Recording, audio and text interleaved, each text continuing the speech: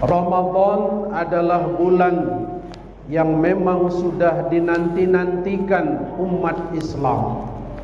Mulai dari bulan Rajab kita sudah dianjurkan berdoa, Allahumma barik lana fi Rajab wa Sya'ban wa ballighna Ramadan. Ya Allah, berikan keberkahan pada bulan Rajab dan bulan Sya'ban, dan sampaikan kami masuk dalam bulan Ramadan. Ini menunjukkan kepada kita bahwa Ramadan memang sudah dinanti-nantikan. Bapak Ibu hadirin yang dirahmati Allah, ada apa dengan Ramadan? Rasulullah menyebutkan, qad ja'akum syahru Ramadan syahrum mubarak. Telah datang kepadamu bulan Ramadan, bulan yang penuh dengan barakah. Nah, kata barakah dalam hadis ini perlu kita garis bawahi bahwa ternyata dalam bulan Ramadan ini banyak sekali keberkahan-keberkahan. Nah, sekarang pertanyaannya, apa itu barakah? Kan sering bapak-bapak menyebutkan mudah-mudahan anak kita ini membawa barakah, mudah-mudahan rezeki diberikan keberkahan kepada kita. Nah, sekarang apa itu berkah? Menurut para ulama, bahwa berkah itu adalah ziyadul khair, bertambahnya kebaikan-kebaikan.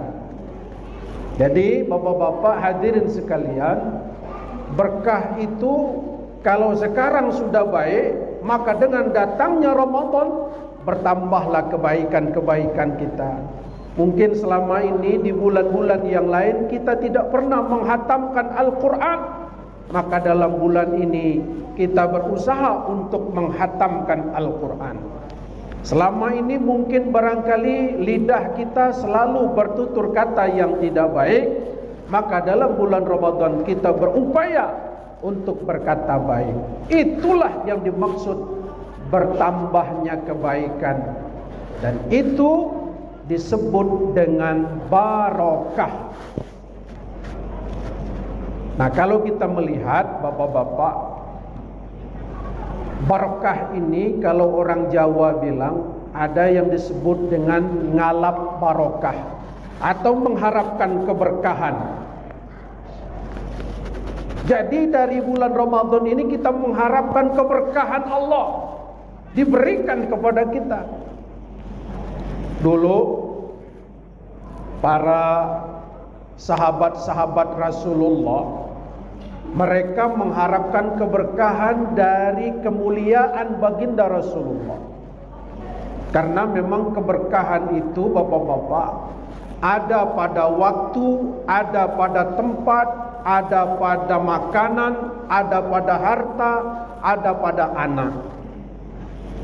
Contohnya di zaman Nabi, keberkahan ada pada diri Nabi Muhammad sallallahu alaihi wasallam. Sehingga pada satu ketika Nabi datang ke rumah Anas.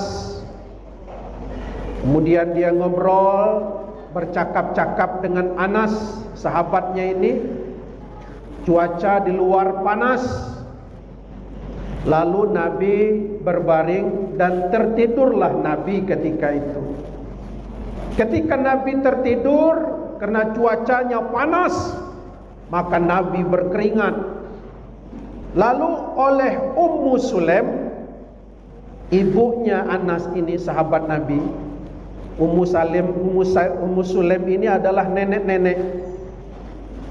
Keringat Nabi yang bercucuran tadi ketika tidur itu, diambilnya gelas, kemudian diambilnya kapas, diisinya air sedikit, lalu keringat Nabi yang mengalir tadi dilapnya, kemudian dimasukkan ke dalam gelas tadi.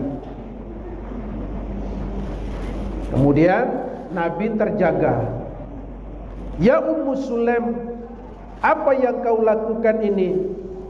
Lalu kata nenek-nenek ini, ya Rasulullah, aku mengambil keringat yang keluar dari jasadmu yang mulia. Aku mengharapkan keberkahan dari keringatmu. Dari keringat ini aku jadikan sebagai minyak wangi, dan sebagiannya aku minum sebagai obat. Nah, bapak-bapak hadirin sekalian, begitulah cara sahabat-sahabat Rasulullah memuliakan dan mengharapkan keberkahan dari Rasulullah sallallahu alaihi wasallam. Sampai-sampai minum keringat Nabi dan menjadikannya sebagai parfum minyak wangi. Tuh. Nah, ibu-ibu, kalau nak coba-coba mengharapkan berkah, besok pas suami lagi tidur, cuaca panas, berkeringat, ambil gelas, tampung keringat tu, bawa keleknya tu, minum, insya Allah mencret. Nak disamakan keringat Nabi dengan keringat laki, mana sama nak? Nabi itu maksum, terhindar dari dosa. Jadi ibu-ibu tidak usah minum keringat Nabi, ya, tidak usah minum keringat laki untuk ngambil barokah. Lalu bagaimana Ustaz? Nah, kalau untuk mengambil keberkahan dari suami kita adalah sebagaimana Nabi menyebutkan, al-barakatu ma'al akabir. Keberkahan itu ada pada orang yang lebih tua atau lebih senior. Nah, dulu ketika bapak ibu menikah, kan disuruh tuh si istri mencium tangan suami.